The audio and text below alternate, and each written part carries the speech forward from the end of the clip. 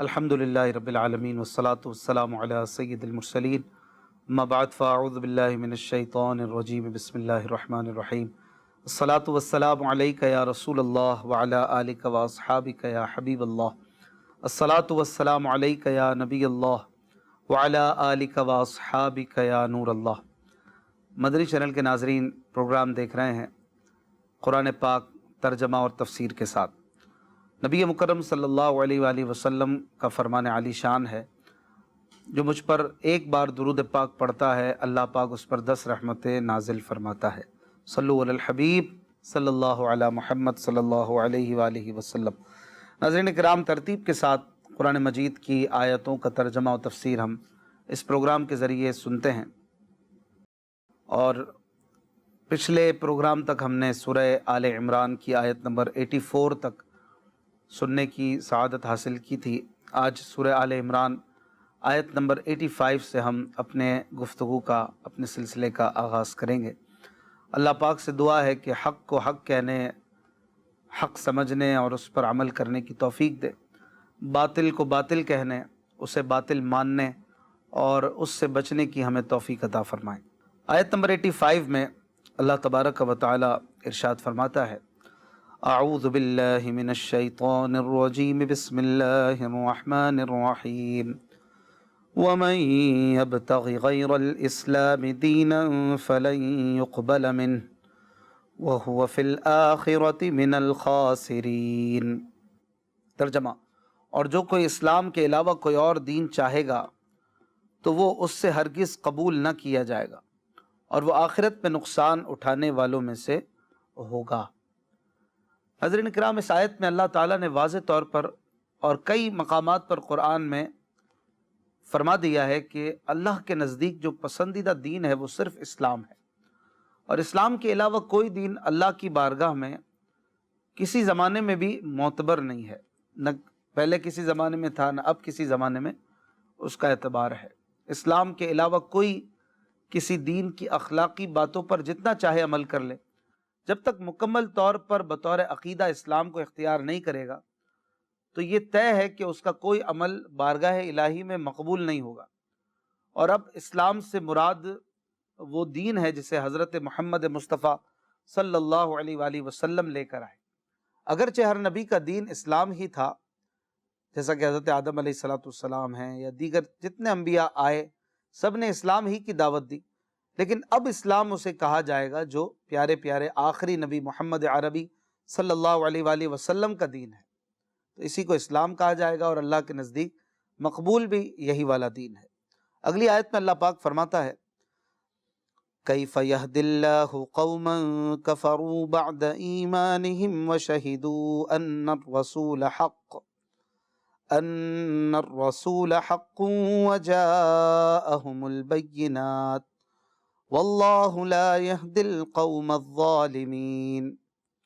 ترجمہ: اللہ ایسی قوم کو کیسے ہدایت دے گا جنہوں نے ایمان کے بعد کفر کو اختیار کیا، اور وہ اس بات کی گواہی دے چکے تھے کہ یہ رسول سچا ہے، اور ان لوگوں کے پاس روشن نشانیاں بھی آ چکی تھی، اور اللہ ظالموں کو ہدایت نہیں دیتا۔ ناظرین اکرام، حضرت عبداللہ ابن عباس رضی اللہ عنہما نے فرمایا کہ یہ آیت ان یہودی اور عیسائی علماء کے بارے میں نازل ہوئی جو آخری نبی صلی اللہ علیہ وآلہ وسلم کی آمد سے پہلے، آپ کی تشریف آوری سے پہلے لوگوں کو خوشخبریاں دیتے تھے اور بتایا کرتے تھے کہ ایک نبی آنے والے ہیں جن کا یہ نام ہوگا، جن کا یہ حلیہ ہوگا، جن کا یہ انداز ہوگا، اور آپ صلی اللہ علیہ وآلہ وسلم کے طفیل اور وسیلے سے دعائیں کرتے تھے۔ لیکن آپ صلی اللہ علیہ وآلہ وسلم کی جب آمد ہو گئی تو اپنے مفادات اور حسد کی وجہ سے آپ کے مخالف ہو گئے، تو ان کے بارے میں اللہ تبارک و تعالی نے فرمایا کہ ایسی قوم کو اللہ تعالیٰ کیوں ہدایت دے گا جنہوں نے ایمان کے بعد کفر اختیار کیا، حالانکہ وہ پہلے اس بات کی گواہی دے چکے تھے کہ وہ رسول سچا ہے۔ مراد یہ کہ اللہ تعالیٰ ایسی قوم کو کیسے ایمان کی توفیق دے جو جانتی ہے، پہچانتی ہے اور جان بوجھ کر انکار کر رہی، ایسوں کو ہدایت نہیں ملتی۔ اس سے معلوم ہوا کہ جان بوجھ کر حق کا انکار کرنا یہ بہت منحوس عمل ہے، اور یہ بھی پتہ چلا کہ حسد یہ بھی نہایت خبیث بیماری ہے کہ اس کی وجہ سے آدمی جانتے بوجھتے ایک بات کو جان بوجھ کر اس کا منکر ہو جاتا ہے اور اپنے حسد کی وجہ سے حق کا انکار کر دیتا ہے، اور بعض اوقات یہ حسد اسے کفر تک بھی معاذ اللہ پہنچا دیتا ہے۔ اگلی آیت میں اللہ پاک ارشاد فرماتا ہے اولئک جزاؤہم ان علیہم لعنت اللہ والملائکۃ والناس اجمعین۔ ترجمہ، یہی وہ لوگ ہیں جن کا بدلہ یہ ہے کہ ان پر اللہ کی اور فرشتوں کی اور انسانوں سب کی لعنت ہے۔ خالدین فیہا لا یخفف عنہم العذاب ولا هم ینظرون۔ ترجمہ، ہمیشہ اس میں رہیں گے، نہ ان سے عذاب ہلکا ہوگا اور نہ انہیں مہلت دی جائے گی۔ الا الذین تابوا من بعد ذلک واصلحوا فإن اللہ غفور رحیم، سوائے ان لوگوں کے جنہوں نے کفر کے بعد توبہ کر لی اور اپنی اصلاح کر لی تو بے شک اللہ بخشنے والا مہربان ہے۔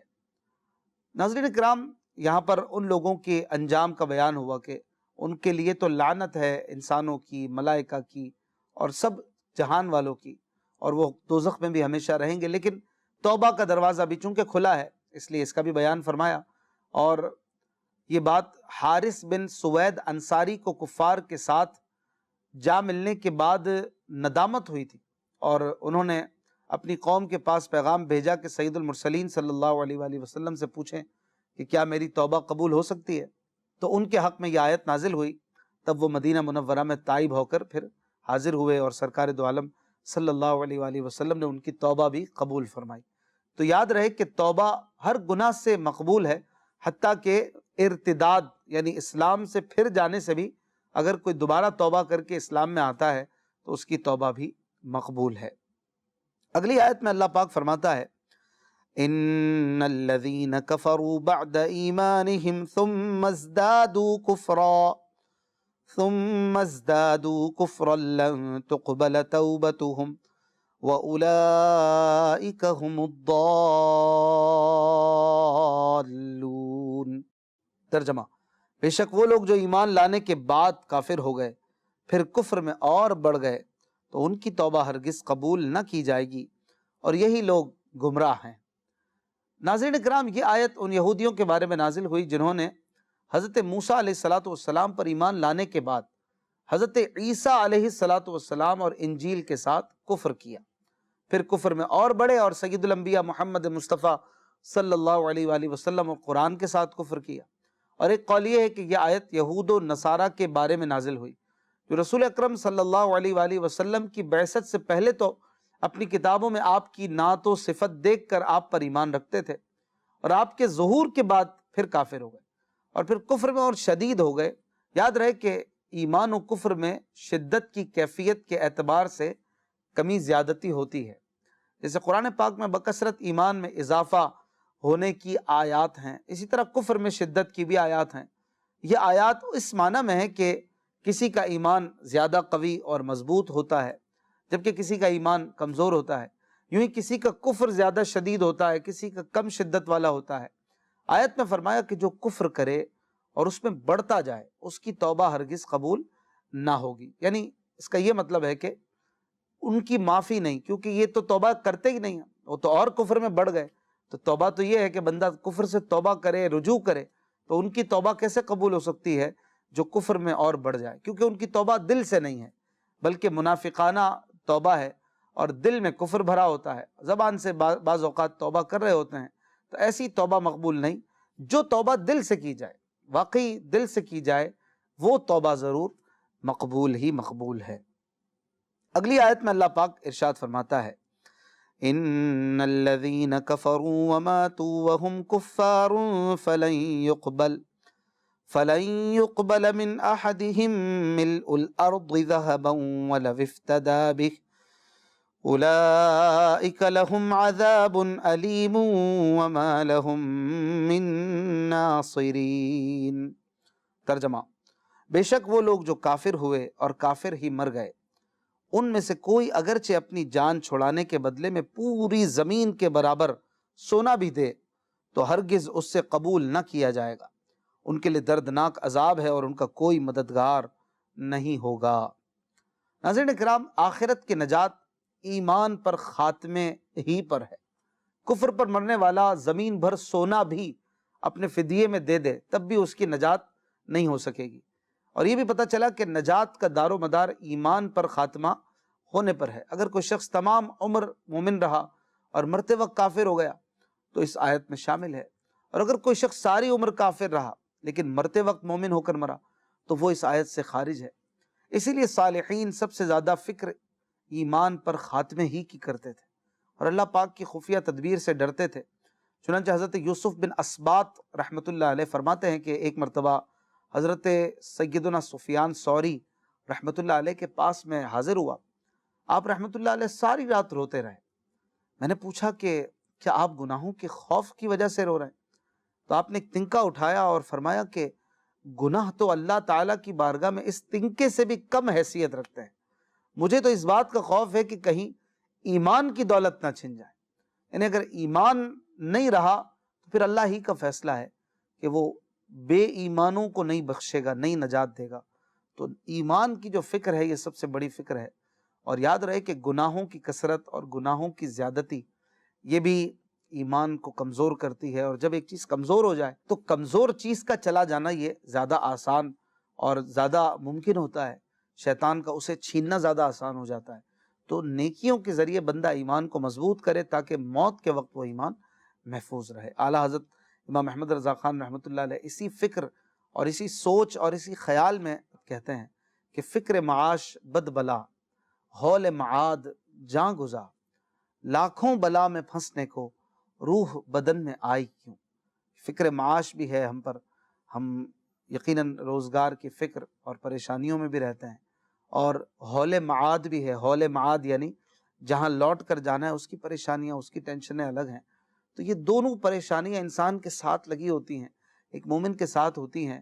اب لاکھوں بلاؤں میں جب انسان پھنسا ہوا ہے تو کاش، ڈرتے ہوئے یہ کہتے ہیں کہ روح بدن میں کیوں آئی، کاش نہ آتی۔ تو یہ اللہ والوں کی ایمان پر خاتمے کی ایک فکر کا نتیجہ ہے، اور اس کا ایک اظہار ہے کہ وہ اس طرح سوچا کرتے تھے کہ کاش ہم نہ پیدا ہوتے، ہماری ماں نے ہمیں نہ جنا ہوتا، اور ہم کسی بھی انداز سے اس دنیا کا حصہ نہ بنتے اور ان لوگوں میں نہ آتے کہ یہ امتحان کی ایک گھڑی ہے، یہ امتحان کا ایک مرکز ہے جیسے کہ دنیا۔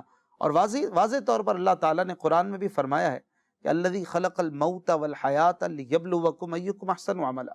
اللہ تعالیٰ نے تمہارے لیے زندگی موت کو بنایا اسی لیے کہ تمہیں دیکھے، تمہیں جانچے، تمہارا امتحان لے کہ کون اچھا ہے کون برا ہے عمل کے اعتبار سے۔ تو ہماری اس امتحان گاہ میں آمد ہو گئی، اور اب لازمی ہے کہ ہم امتحان بھی پاس کریں۔ دنیاوی امتحان ہو، بندہ فیل ہو جائے تو زیادہ سے زیادہ 1 سال کے لیے ڈیموٹ ہو جاتا ہے، اور اگر پاس ہو جائے تو بھی 1 آدھ سال کے لیے پروموٹ ہو جاتا ہے یا کوئی ڈگری مل جاتی ہے۔ لیکن جو آخرت کا امتحان ہے وہ زندگی میں ہے، اور جس میں فیل ہوا اور ایمان اس کا برباد ہو گیا تو اس کے لیے تو ہمیشہ کی دوزخ ہے، تو اس کا کتنا برا انجام ہے۔ اس لیے پھر ڈر بھی اتنا زیادہ ہے، اور یہی ڈر ہے جو بڑے بڑوں کو خائف رکھتا تھا اور ڈراتا رہتا تھا۔ اللہ پاک ہمیں بھی اپنی خفیہ تدبیر کا ڈر عطا فرمائے، اور ہمیں بھی ان لوگوں میں سے کر دے جو حساس ہیں ان معاملات میں، اور اللہ تبارک و تعالی ہمارے بارے میں اپنی خفیہ تدبیر کو اچھا کر دے کہ ہم ایمان سلامت لے کر اس دنیا سے جائیں۔ یہاں پر ناظرین کرام 3 پارہ مکمل ہوا، 4 پارے کا آغاز اگلی آیت مبارکہ سے کرتے ہیں۔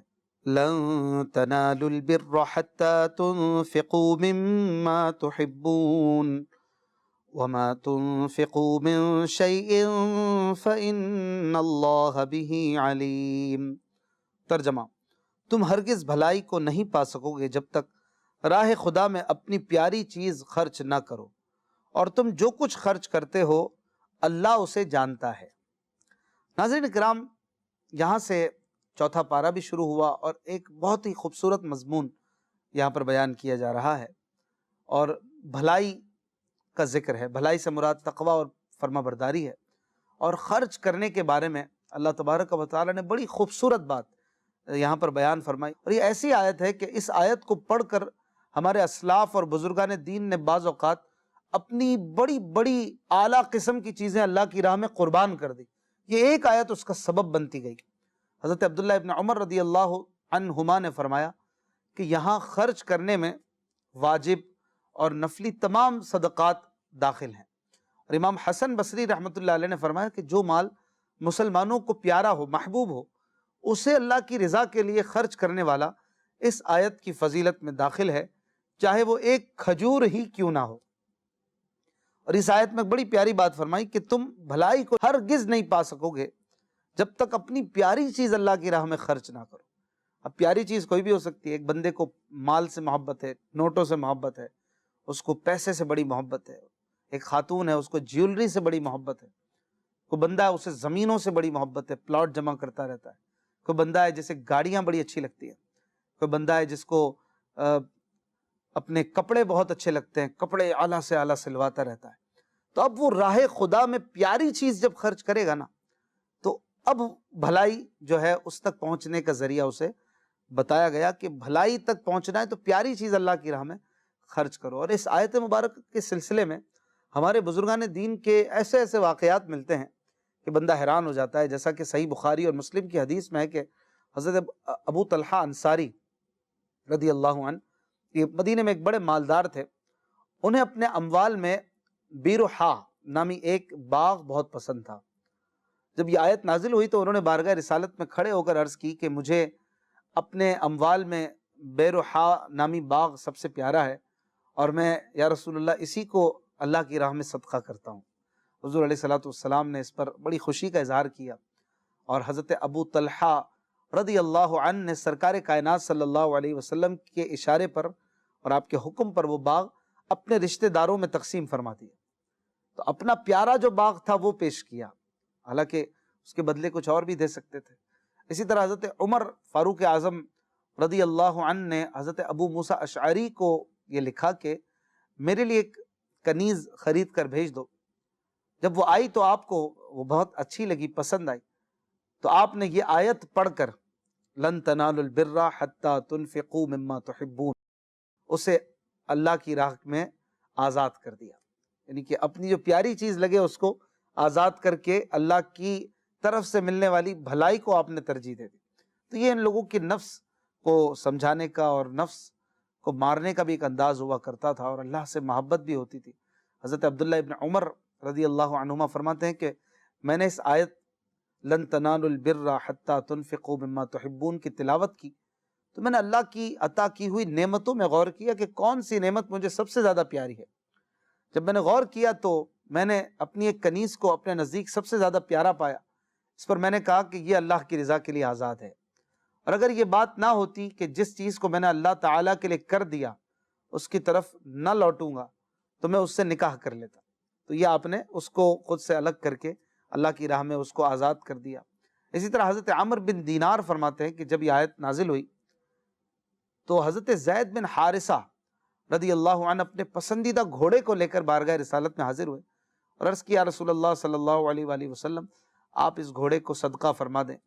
تاجدار رسالت صلی اللہ علیہ وآلہ وسلم نے وہ گھوڑا ان کے بیٹے حضرت اسامہ کو دے دیا۔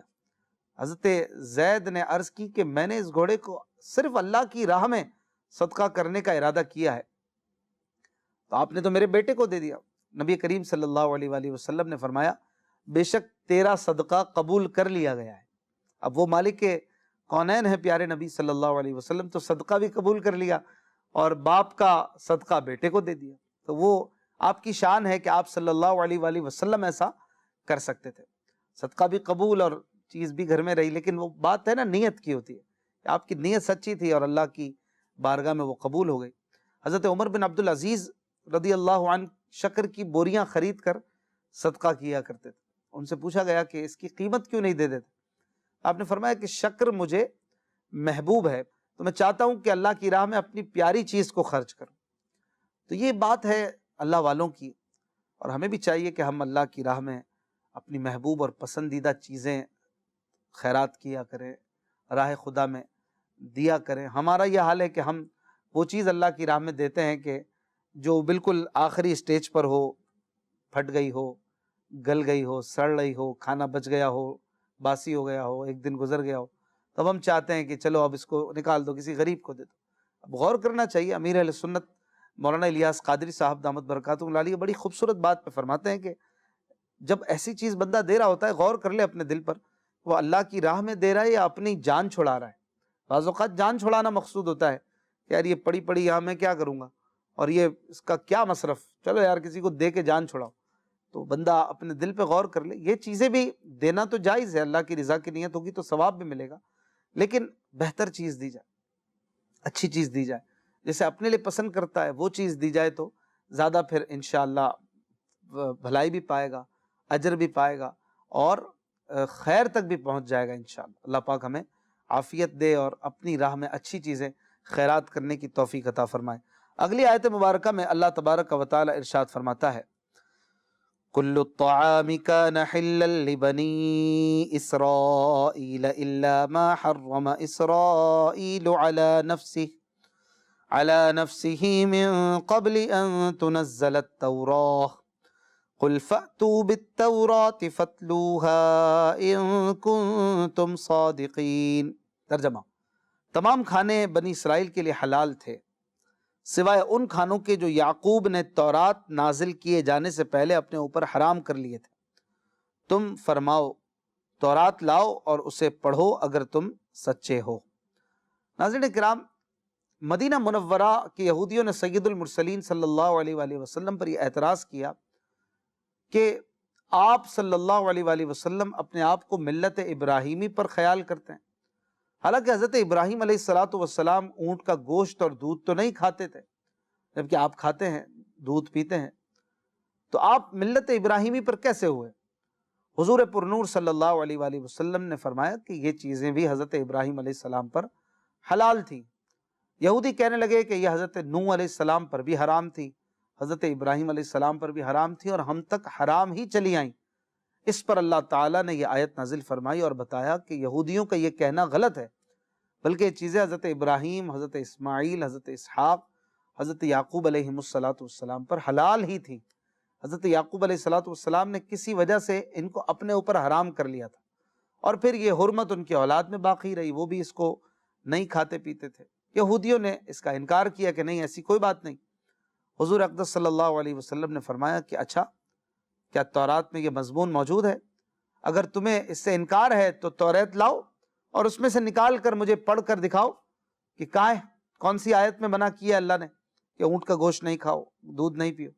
تو وہ توریت نہ لا سکے، اور ایسی کوئی آیت تھی نہیں، چنانچہ ان کا جھوٹ ظاہر ہو گیا اور انہیں شرمندگی اٹھانی پڑی۔ اس سے پتہ چلا کہ احکام کا منسوخ ہونا یہ ہمیشہ سے ہوتا چلا آ رہا ہے، لہٰذا قرآن کی بعض آیات کے منسوخ ہونے پر کوئی اعتراض نہیں۔ اور پیارے نبی صلی اللہ علیہ وآلہ وسلم کا علم شریف یہ بھی پتہ چلتا ہے اس آیت مبارکہ سے کہ اللہ نے آپ کو خاص علم عطا فرمایا ہے کہ آپ توریت و انجیل سے بھی خبردار ہیں کہ ان میں کیا بیان ہوا تھا، کیا جائز تھا، کیا ناجائز تھا، اور اللہ تعالیٰ نے آپ کو غیبی علوم عطا فرمائے تھے۔